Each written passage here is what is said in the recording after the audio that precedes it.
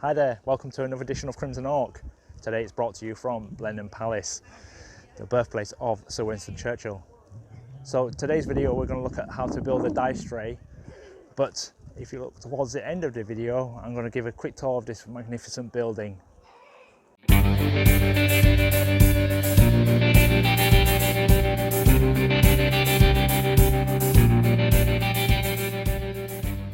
Hi, we're back in the studio now. So today we're going to make these simple dice trays.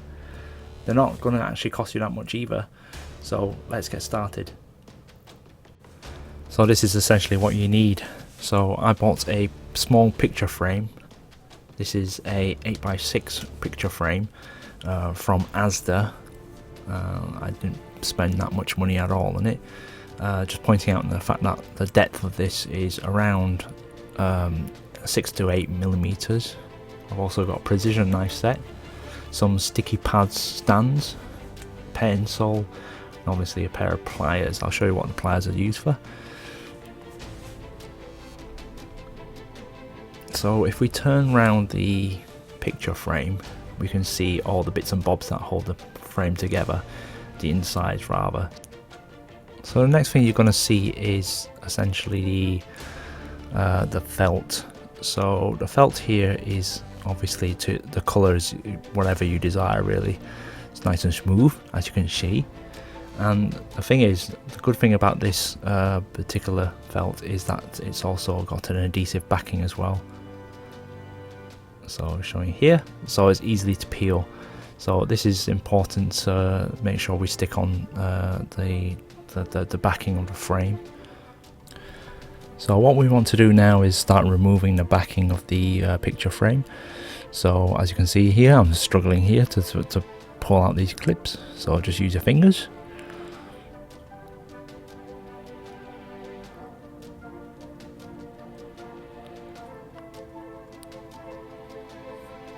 And with the stand bracket, that's easy enough to deal with. We just have to pull that out.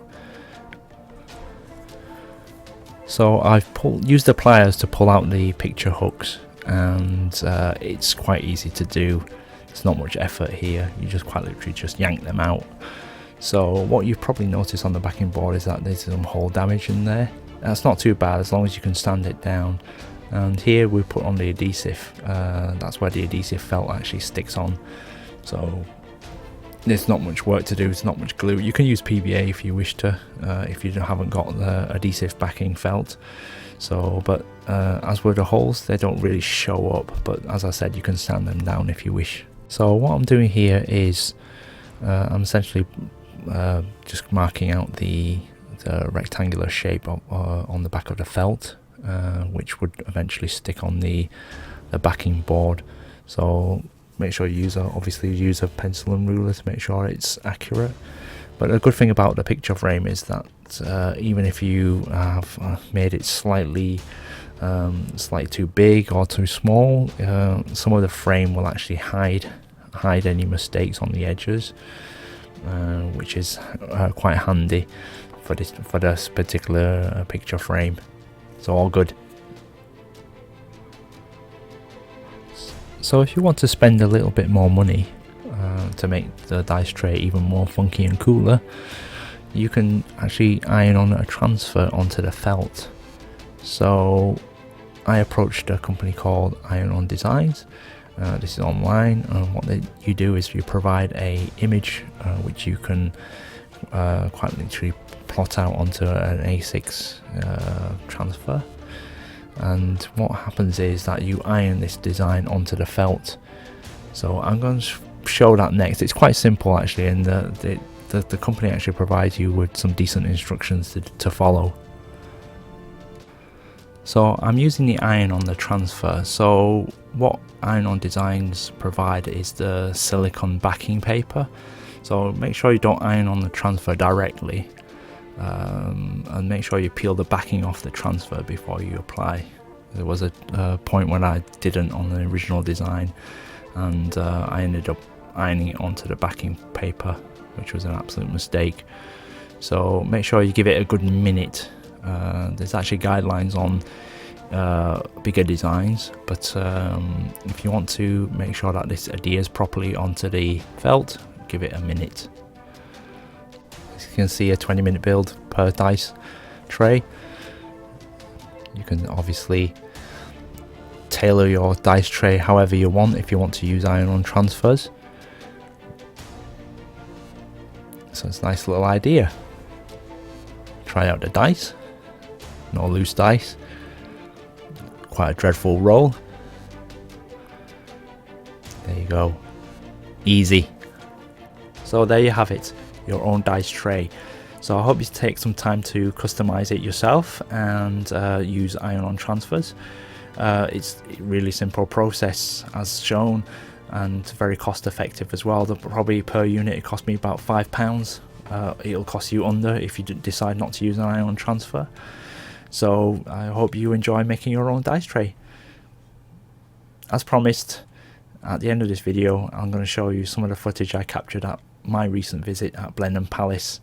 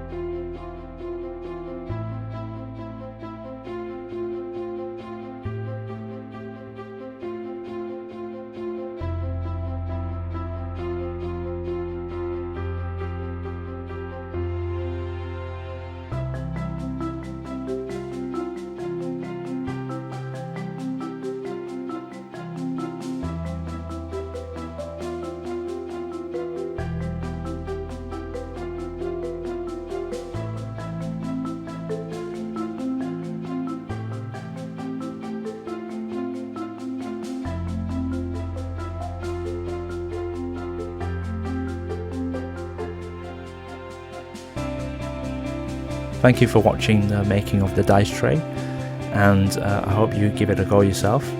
Also, thanks for watching the bonus feature as well. I hope you enjoyed it. Like and subscribe my content. As always, see you soon.